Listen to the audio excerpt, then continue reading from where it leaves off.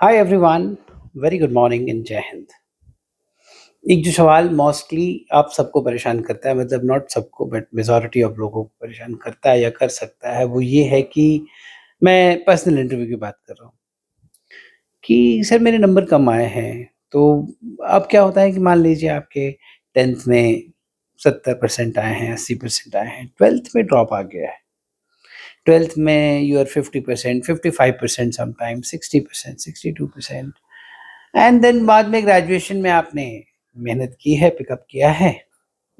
आपके ज़हन में आता है कि एक सवाल ये आएगा कि why did you get less marks in 12th? तो डेफिनिटली आ भी सकता है एंड आता ही है मोस्टली। क्यों ऐसा हो सकता है? क्या जानना चाहते हैं इंटरव्यूइंग ऑफिसर उसके through? Mostly he would like to go into the background कि what led to the downfall. There can be plethora of reasons. There can be some genuine reasons. One of the genuine reason can be that I was so involved in preparation of JEE, NDA, whatever was the other competitive exam that you're preparing at that time, or NEET or whatever.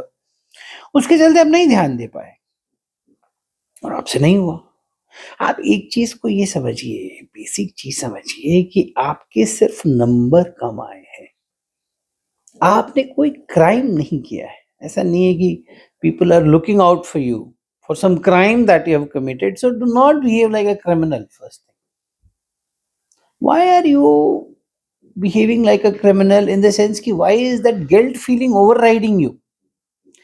अगर आप बहुत ज़्यादा इस पे defensive हो जाते हैं, अब बहुत ज़्यादा आपको लगता है कि यार मैंने तो बहुत गलत किया, मेरे तो 12th में बड़े नंबर कम आए, तो मैं तो रिकमेंड हो ही नहीं सकता, ऐसा नहीं है।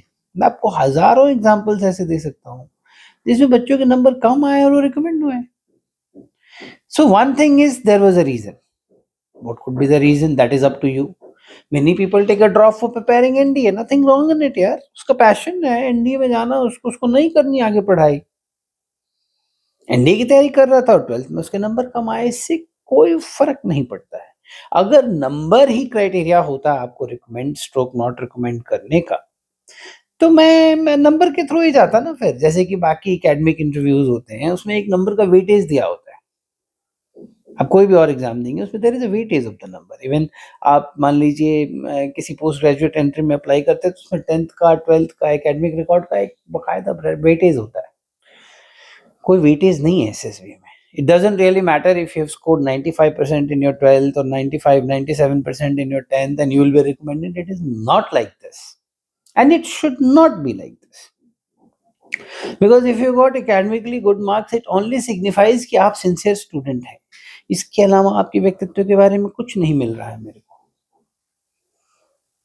आप सिंसियर होते हुए भी अंडर कॉन्फिडेंट पर्सनालिटी हो सकते हैं। Many people who are very sincere but they are not able to express themself. They don't have any social effectiveness. उनका ग्रुप में इफेक्टिवनेस है ही नहीं, उनमें वो लीडरशिप स्किल है ही नहीं। यानी कि वो एकेडमिकली बहुत साउंड है but socially they are not effective. So we can't have such kind of a person leading the troops. So nothing is sacrosanct. पहली बात ये समझिए। There is nothing right, nothing wrong. There should not be this kind of thought in your mind कि you just because got less marks you're on the back foot. You're not on the back foot. ये चीज अपने ध्यान में बिठा ले। अब सवाल ये था आप कैसे इसको हैंडल करेंगे। पहले तो जेन्युइन बात कीजिए। मेरा मेरा मैं कभी भी किसी को गलत चीज बोलने का एडवाइस नहीं करता हूँ। मैं कभी भी नहीं कहूँगा आप झूठ बोलिए, आप फलाना कीजिए, ये सब नहीं कीजिए। आप सच बोलिए। सच क्या है वो आप बताइए। मान लीजिए सच ये है कि उस समय because of the academic pressure you could not perform. 10th तक का लेवल अगर यहाँ है तो 11 12th का लेवल कहीं यहाँ चला जाता है, खासकर पीसीएम की अगर हम बात करें तो, या पीसीबी की। That can be a reason. I felt that pressure. Everybody feels that pressure कि 10वीं तक का जो आपका एकेडमिक करिकुलम है उसका जो लेवल है और 11 12th का जो करिकुलम है। कई लोग मीडियम चेंज करते हैं। मराठी मीडियम में थे, अभी इंग्लिश मीडियम में आ गए। भले किताबें इंग्लिश मीडियम में होगी but medium of instruction Marathi ही रह गया। टीचर्स मराठी में ही बात कर रहे हैं, आप भी मराठी में ही बात कर रहे हैं, तो that can be a reason. Change of medium, because majority of people will study science in English only. Books भी उसी में अवेलेबल हैं। आपके पास जो बुक्स अदर मीडियम में अवेलेबल है वो ट्रांसलेटेड है, उनका कोई ज्यादा रिलेवेंस नहीं है। आप कोरिलेट ही नहीं कर पाते। आप हिंदी में फिजिक्स पढ़ेंगे 11 12th में, आपको ज्यादा समझ में नहीं आएगा, सीधी बात। तो एकेडमिक करिकुलम का मीडियम चेंज हो गया, that can be one reason. Whatever is the reason, there is a reason. But अगर आप इसमें बहानेबाजी घुसाएंगे, बहानेबाजी कैसे घुसाते हैं आप कहते हैं सर, मैंने रेंज ऑफ बहाने होते हैं। तो एक बहाने का रेंज ये है कि घर में आप सिचुएशन क्रिएट कर दें कि father mother something, grandfather grandmother, I had to take care. आप समझिए, आप you are killing your interview there, you're killing it until unless it is true. If it is true, I will not say, but if it is not true and if you're creating this region, and even if it is true but this was not actually the reason why you got less marks, आप अपने लिए, because आप झूठ बोलते हैं ना पकड़े जाते हैं। आप एक चीज याद रखिए, अब कल एक इंटरव्यू में एक लड़का था, वो उसने 12th के बाद ड्रॉप लिया है, कोई बात नहीं है। क्यों लिया था? एनडीए के लिए, एनडीए निकाल भी दिया उसने, भले उसका एसएसबी में नहीं हुआ, बट वो झूठ बोल रहा था। वो कह रहा था कि मैंने स्टेट यूनिवर्सिटी में एडमिशन लिया था। वो समझ में आ रहा था देख के उसको। द वे यू सी ना, जब आप डिफेंसिव होके बोलते हैं, झूठ बोलते हैं, आप यकीन जानिए, आप कितनी भी ग्लिब हो, ग्लिब मतलब बहुत एफर्टलेसली झूठ बोलने वाले हो, यू गिव अप। एक तो सवाल, 3 सवाल डाउन द लाइन, बिकॉज़ उसको टिक तो होगा यार, ऐसे कैसे? You would like to clarify. He is not saying you're wrong. You would like to clarify. And in that clarification, you will end up giving so many hints about it. Clues to behavior बोलते हैं हम इसको। हम अपने behaviour में बहुत सारे clues drop करते हैं, इनवेरिएबली करते ही हैं। चाहे वो स्पोर्ट्स फील्ड हो, चाहे वो normal meeting with friends हो, चाहे normal handling of situation हो, we end up dropping clues. The clues, interviewing officer is adept at catching those clues. That's the art. इसीलिए हर XYZ इंटरव्यू नहीं ले सकता है, और आप हर XYZ को इंटरव्यू दीजिएगा भी मत। वो आपका एकेडमिक इंटरव्यू लेके आपको उल्लू बना के बोलेगा तुम्हारे को जीके नहीं आता, तुमको फलाना नहीं आता, तुमको ये नहीं आता, आपको और मोरल डाउन करके आपको भेज देगा। जबकि जीके का डीआईपीआर ने बहुत क्लियर कट बोला है कि जनरल अवेयरनेस जीके का रोल इस इंटरव्यू में नहीं है। किसी भी सीआईक्यू का हिस्सा नहीं होता है जीके। हाँ, some interviewers may ask and they should ask also. In the end means interview is primarily over, then in the end they ask just to see how situationally aware you are. It can indicate to one of the oil cues, that is reasoning ability, to some extent only. Situational awareness, that's all. Basically knowing things what are happening, basically being in the moment, being adapt with what are the things happening around you, nothing more than that. तो एक झूठ आप ये बोल देंगे अगर आप situation, दूसरा झूठ आप ये क्रिएट कर देते हैं, बोलते हैं कि मैं एक्स्ट्रा करिकुलर एक्टिविटीज में I was so busy. Why were you so busy? सबको पता है 11th 12th की करिकुलम का क्या महत्व है, उसके नंबरों का क्या महत्व है, वो कैसे आपको डिफाइन करते हैं। वो पढ़ने वाले साल होते हैं, आप 11th 12th में पढ़ते हैं तो आपका भविष्य डिफाइन होता है। चाहे किसी भी डिमेंशन में जा रहे हैं, आप जेईई की तैयारी कर रहे हैं, आप नीट की तैयारी कर रहे हैं, आप एनडीए की, ये 3 डिमेंशन है, एनडीए, नीट, जेईई, आप जो भी कर रहे हैं आपको वो पढ़ने का साल है। एनडीए का भी एग्जाम बहुत टफ हो गया है, तो आप एकेडमिक्स को छोड़ के आप एक्स्ट्रा करिकुलर में जा रहे हैं। टू द एक्सटेंट, ऐसा नहीं कि आप एक्स्ट्रा करिकुलर में नहीं जाएं, स्पोर्ट्स जरूर खेलें, to the extent that it is affecting your curriculum is not acceptable, तो फिर वो बहानेबाजी में चला जाए। अनटिल अनलेस आप नेशनल लेवल गेम कोई खेल रहे हैं, अगेन आप खेल रहे हैं, आप नेशनल लेवल प्लेयर हो गए हैं, आप नेशनल्स खेलते हैं, obviously then it is clear that this will have an effect on academics, but this is for a larger purpose. Are you getting my point? I hope. बहानेबाजी करेंगे तो फंसेंगे। सीधा सीधा बोलिए सर नहीं समझ में आया, चाहे मान लीजिए आपके 10th में नंबर कम आए, वहां पे चलते हैं पीछे।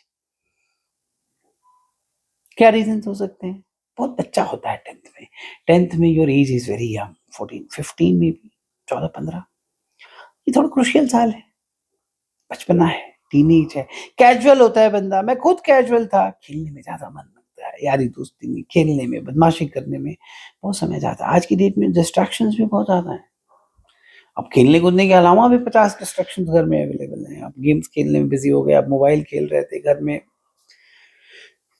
सीधा एक्सेप्ट कीजिए, I was not very serious, I have been an average student till 10th। I was not serious, you're not serious, you're not serious, nothing wrong in it, doesn't mean कि you will be penalized for not being serious as a 15-year-old boy, no, or a girl. That was a phase of your life. And ideally kids are non-serious. 10वीं में कोई बहुत serious हो जाए तो फिर 50 तरह की सीरियसनेस और भी आ सकती है अगर हम देखें तो। बट सिंसियर है तो अच्छी बात है। That is what I mean, nothing is right और wrong, everything has its followers. किसी ने बहुत पढ़ाई की, किसी ने बहुत मस्ती की, किसी ने कुछ पाया, किसी ने कुछ पाया। आपने क्या पाया वो है। उसके बाद आपने कैसे हैंडल किया उसको, मतलब आपको रियलाइजेशन हुआ 11th-12th में कि यार मैं तो गड़बड़ कर रहा हूँ, मेरे तो नंबर कम आ रहे हैं, मैं तो ये कर रहा हूँ, मैं तो ये नहीं होगा तो वो नहीं होगा। आप आस-पास में देखते हैं कोई एनडीए में चला गया, कोई जेईई में चला गया, कोई यहाँ चला गया, तब आप सीरियस होते हैं और अब आप पढ़ाई करते हैं। सिमिलरली 12th के डिबैकल के बाद आपने क्या किया? आपने समझा उस चीज़ को कि नहीं समझा? आपने ग्रेजुएशन में क्या किया? आपने कितनी सिंसियरली पढ़ाई की? उसके बाद की कॉम्पिटिटिव एग्ज़ाम्स का क्या आउटकम रहा? आपने कितने एग्ज़ाम्स दिए? क्लियर हुए, नहीं हुए? ये आपको डिफाइन करता है। आपका डेफिनिशन जो है, वो सिर्फ़ एक एग्ज़ाम, सिर्फ़ एक नंबर, सिर्फ़ एक फेलियर, सिर्फ़ एक डिबैकल नहीं हो सकता। इसके कई सारे एग्जांपल्स मैं आपको दे सकता हूँ। एक लड़का है मानस, उसका वीडियो मिलेगा आपको मेरे इस चैनल पे। Manas was a sports person, he was playing cricket and he was a very good cricketer, but he could not rise to the level of becoming a national level cricket player or becoming a cricket player as a profession. He tried his best. At the most, he played for state, I think, if I'm not wrong. I don't remember it now. Or he bowled for some IPL games and all that. Not as a player, but as a net bowler or something. Number कम आए थे उसके, but justified था। He was trying to become a cricketer, nothing wrong in that. There was a passion which was driving him to become a cricketer, and he was trying. He could not make it. That's a failure, and it is part of life. There will be failures, there will be setbacks. What does he do? Now he made it. He got recommended in the last attempt. Now he's the now. तो कहने का तात्पर्य यह है कि अ, आप कैसे देखते हैं, है ना? तो आप अगर अपने आप को पॉजिटिवली देखते हैं और अपने सेटबैक्स को भी पॉजिटिवली प्रेजेंट कर पाते हैं, your interview will be good. He is not sitting there to not recommend you. आप इस मिसनोमर से बाहर आइए। His idea is not that, his idea is to select you, it is service selection board. So he is there to select you, is not there to reject you. There is no rejection in his mind if you think so. I hope it would have cleared many of doubt. पर ये topic अनंत है और आपका मुझे कहेंगे तो मैं बोलता भी चला जाऊंगा। मेरे तो I don't have any prepared script, I can keep talking, I have so many examples to quote. Prabhjot का एग्जांपल मुझे याद आता है, अभी वो आर्मी में है। He got very less marks in 12th। There was a reason for it, he was very casual in fact, really speaking. But then he realised कि साला मैं क्या कर रहा हूँ।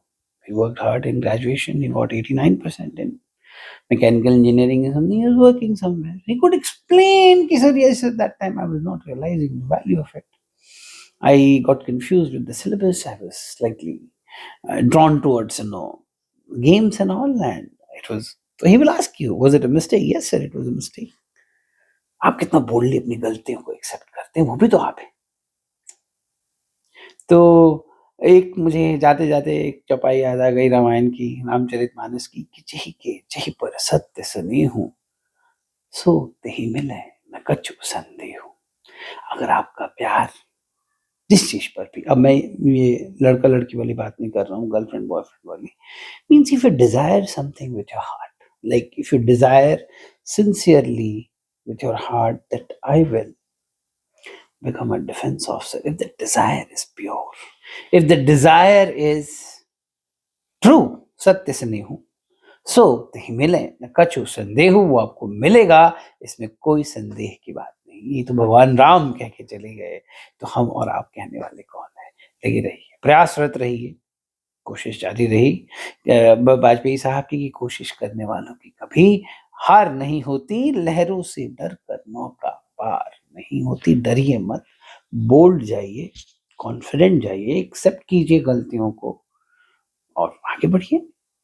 बताइएगा कैसा लगा वीडियो, सब्सक्राइब कीजिएगा चैनल को जरूर और शेयर भी कीजिएगा। बहुत बहुत धन्यवाद। जय हिंद।